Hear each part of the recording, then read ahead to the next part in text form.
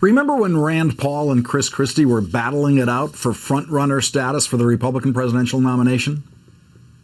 This strain of libertarianism that's going through both parties right now and making big headlines, I think is a very dangerous thought. As the governor now of a state that lost the second most people on 9/11 behind the state of New York, right, and still seeing those families, John, right. I love all these esoteric debates that people are getting in. Senator Rand Paul, for example? Well, listen, you can name any number of people who've engaged in it, and he's one of them.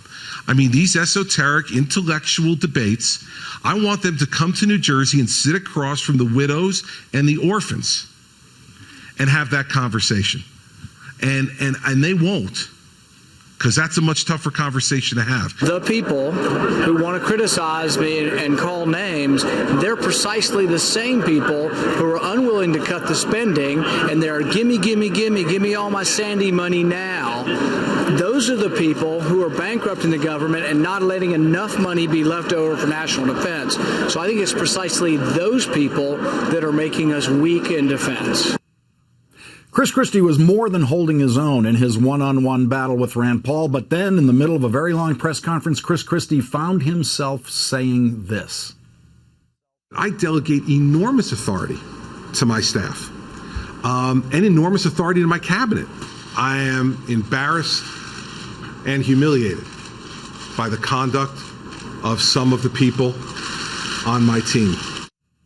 And Chris Christie's presidential hopes ended with those words. The media consultants to every Republican running for president immediately pulled those two lines and had them ready to stick in attack ads against Chris Christie, which they soon realized they would never need because Chris Christie's presidential campaign is already over. Rand Paul has been vindicated on Chris Christie. Rand Paul was once the only person saying that Chris Christie was abusing the federal money he was getting for Hurricane Sandy relief. There is now much more evidence of that abuse, and Rand Paul isn't saying a word about it. No, I told you so from Rand Paul.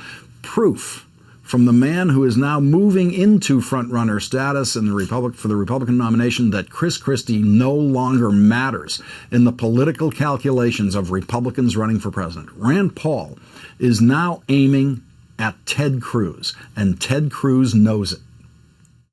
I'm a big fan of Rand Paul. He and I are good friends. I don't agree with him on foreign policy. I think U.S. leadership is critical in the world. And I agree with him that we should be very reluctant to deploy military force abroad. But I think there is a vital role, just as Ronald Reagan did. When Ronald Reagan called the Soviet Union an evil empire, when he stood in front of the Brandenburg Gate and said, Mr. Gorbachev, tear down this wall, those words changed the course of history.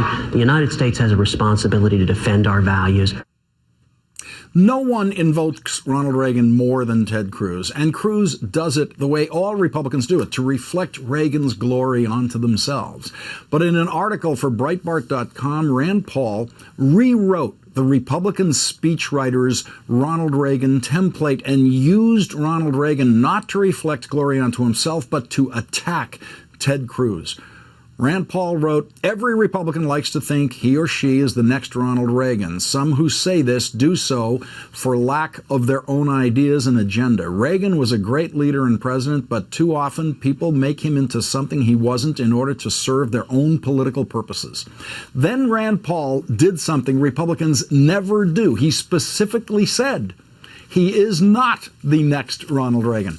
I don't claim to be the next Ronald Reagan, nor do I attempt to disparage fellow Republicans as not being sufficiently Reagan-esque. But I will remind anyone who thinks we will win elections by trashing previous Republican nominees or holding oneself out as some paragon in the mold of Reagan that splintering the party is not the route to victory. Now, let me see, who's been trashing previous Republican nominees? You want to lose elections, stand for nothing. All of us remember President Dole and President McCain and President Romney. Now, look, those are good men. They're decent men. But when you don't stand and draw a clear distinction, when you don't stand for principle, Democrats celebrate.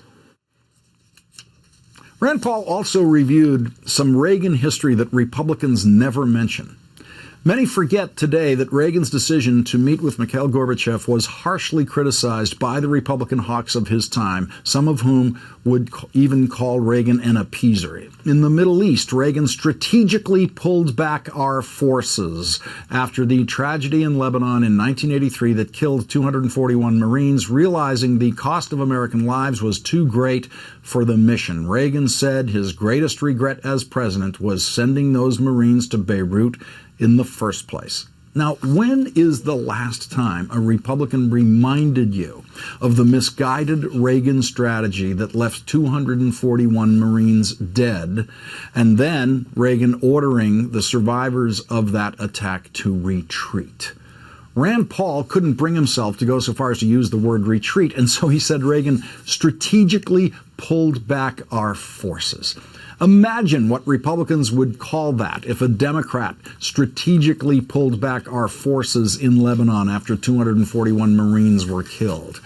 Rand Paul doesn't like Ted Cruz's phony, tough talk about Ukraine, and he made it clear in his article that no Republican has a better idea than President Obama about how to handle the crisis in Ukraine. Regarding Russia's invasion of Ukraine, for example, there is little difference among most Republicans on what to do. All of us believe we should stand up to Putin's aggression. Virtually no one believes we should intervene militarily. So we are then faced with a finite menu of diplomatic measures to isolate Russia, on most of which we all agree, such as sanctions and increased economic pressure. Yet some politicians have used this time to beat their chest. What we don't need right now is politicians who have never seen war talking tough for the sake of their political careers. America deserves better than that, so do our soldiers. Ted Cruz, of course, has never seen war. He never considered making a commitment to military service, but he is committed to portraying himself as some kind of tough guy when it comes to foreign policy and military strategy. And Rand Paul seems committed to not letting Ted Cruz get away with that.